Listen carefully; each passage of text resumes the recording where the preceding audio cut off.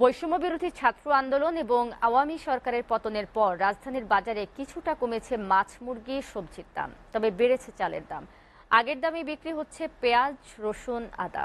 আবারও ঝাঁঝ বেড়েছে কাঁচামরিচের, ৩০ থেকে ৪০ টাকা বেড়ে কাঁচামরিচের কেজি এখন ৩০০ টাকায়। ক্রেতারা বলছেন, চাঁদাবাজি বন্ধ এবং বাজার সিন্ডিকেট ভাঙা না গেলে নিত্যপণ্যের দাম নিয়ন্ত্রণে আসবে না। এদিকে রপ্তানি বন্ধের পরও ভরা মৌসুমে দাম কমেনি ইলিশের। আকারভেদে ইলিশের কেজি ১২০০ থেকে ১৭০০ টাকা। দ্রব্যমূল্য নিয়ন্ত্রণে নজরদারির বিকল্প নেই বলে জানান বাজার সংশ্লিষ্টরা। সাজ্জাদ জাহানের প্রতিবেদন। সরকার পতন ও শিক্ষার্থীদের বাজার তদারকিতে সবজি, মাছ, মুরগির দাম কিছুটা কমে আসায় স্বস্তি প্রকাশ করেছেন সাধারণ মানুষ।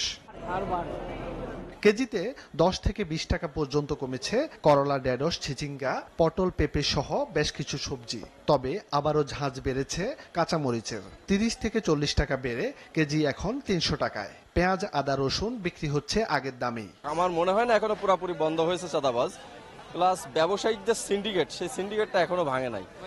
ব্যবসায়ীরা তাদের ইচ্ছামতো সেই বেনিফিট বা মুনাফা অর্জন করে যাচ্ছে, সেটা খুচরা ব্যবসায়ী হোক অথবা পাইকারি ব্যবসায়ী হোক। ওভারঅল সবাই সিন্ডিকেটের মাধ্যমে আপনি দামটা বৃদ্ধি করে রাখছে।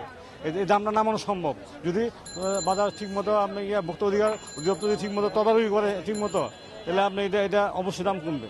এগুলাকে প্রত্যেকটারে ধরে এরপরে টাকা পয়সা যে মেজে আছে সব উদ্ধার করে বাংলাদেশের ঘাটতি পূরণ করতে হইবে, এছাড়া কোনো উপায় নাই, বিকল্প কোনো রাস্তা নাই। কিছুটা জিনিসের দাম সীমিতের ভিতরে আসছে, যেটা বেশি একটা অস্থিরতা ছিল সেটা একটু কমছে। বাজার ঘুরে দেখা যায় কেজিতে ৩০ থেকে ৫০ টাকা পর্যন্ত কমেছে বিভিন্ন মাছের দাম। তবে ইলিশের রপ্তানি বন্ধ হলেও এখনো মধ্যবিত্তের নাগালের বাইরে ইলিশ। ভরা মৌসুমেও ইলিশের চড়া দামে ক্ষুব্ধ ক্রেতারা। সিন্ডিকেট তো ছিল, আমরা শুনলাম যে সিন্ডিকেট নাই, বাট এখন কি জন্য দামটা আগের মতো রয়ে গেছে, বাট আমরা এখন বুঝতে পারছি। তবে আমাদের যে সরকার আসছে, নতুন সরকার, তাদেরকে এটা স্পেশাল ভাবে টেক করা উচিত। ভিতরে তো আপনি দেখাইতে আছে যে ১ কেজি সাইজের ইলিশ ১২০০ টাকা দেখাইতে আছে, কিন্তু ১ কেজি সাইজের ইলিশ তো গাড়ির ভিতরে আপনার ১৩০০ টাকা বিক্রি। জায়গায় আবার যাচাই না করলে তো বুঝতে পারবেন না বেশি নিতে আছে না ঠিক দাম নিতে আছে।